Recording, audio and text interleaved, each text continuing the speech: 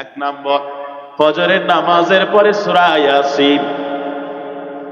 দুই নম্বর, মাগরিবের নামাজের পরে সূরা ওয়াকিআ।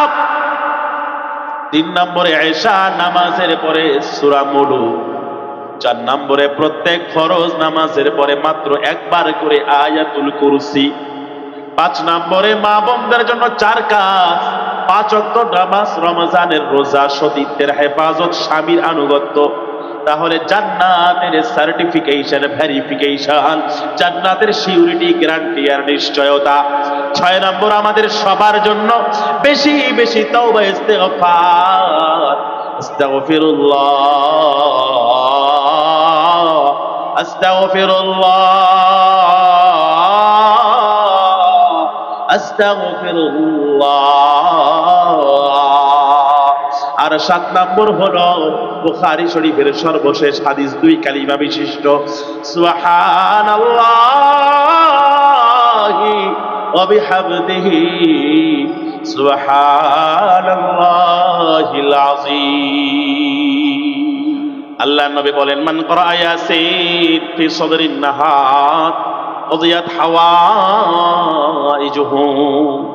যদি কোনো বান্দা প্রত্যেকদিন ফজরের নামাজের পর সূরা ইয়াসিন তেলাওয়াত করে, তাহলে তারা সকাল থেকে নিয়ে সন্ধ্যা পর্যন্ত যত প্রয়োজন আছে আল্লাহ নিজ জিম্মায় পুরা করে দিবেন। সুবহানাল্লাহ।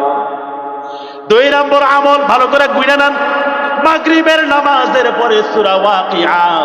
আল্লাহ নবী বলেন, মান ক্বারা সূরাতাল ওয়াকিআ কুল্লা লাইলা লাম তুসিবহু ফাকাতুন আবাদা।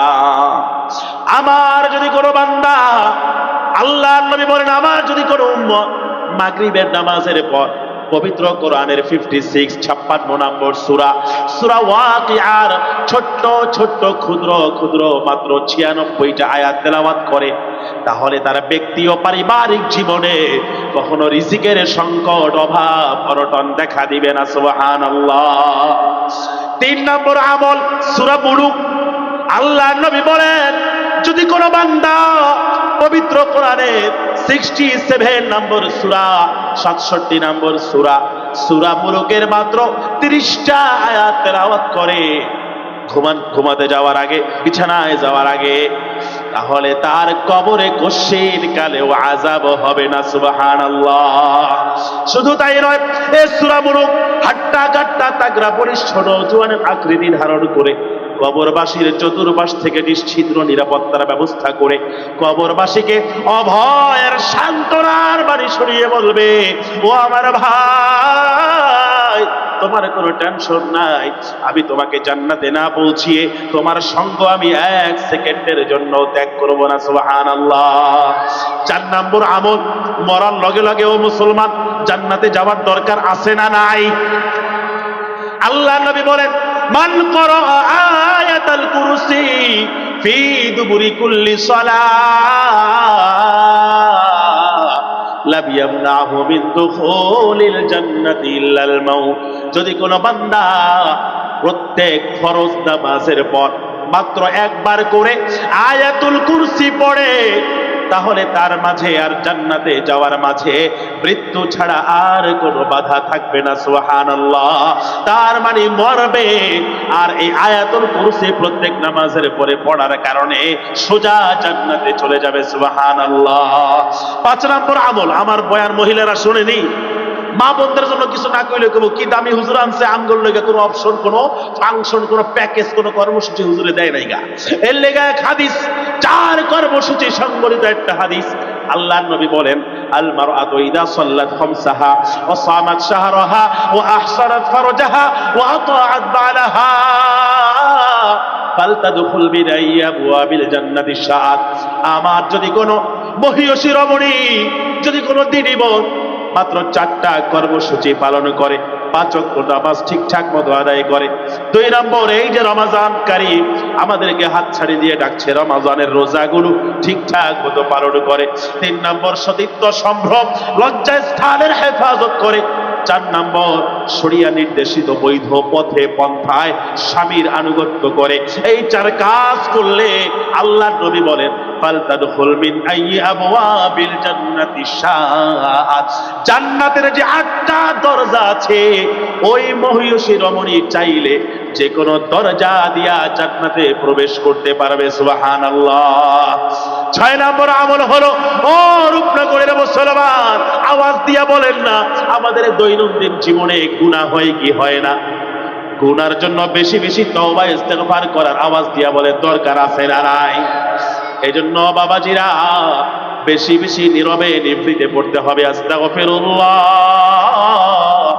আস্তাগফিরুল্লাহ, আস্তাগফিরুল্লাহ। বুখারী শরীফের হাদিস। আরেকটা হলো সাইয়্যিদুল ইস্তিগফার, সকল ইস্তিগফারের সেরা ইস্তিগফার।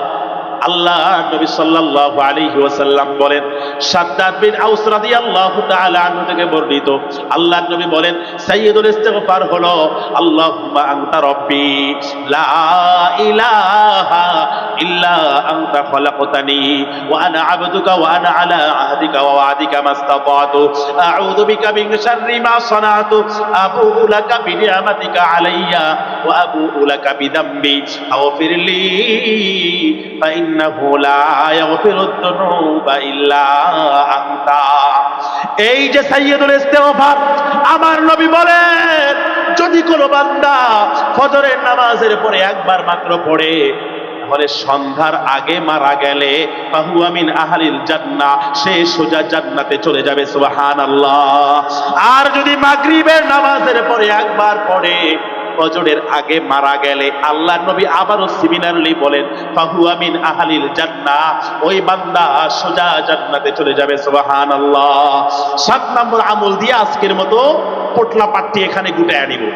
7 নম্বর আমল, বুখারী শরীফের সর্বশেষ হাদিস, 7262 নম্বর হাদিস। অবিহি ক্বালা হাদাসানা আহমদ ইবনে আশকাব ক্বালা হাদাসানা মুহাম্মদ ইবনে ফুদাইল আন উমার ইবনে আল-কাকা আন আবি সুরআত আন আবি হুরায়রা রাদিয়াল্লাহু তাআলা আনহু আন্নাহু قال قال النبي صلى الله عليه وسلم كلمتان حبيبتان إلى الرحمن خفيفتان على اللسان ثقيلتان في الميزان।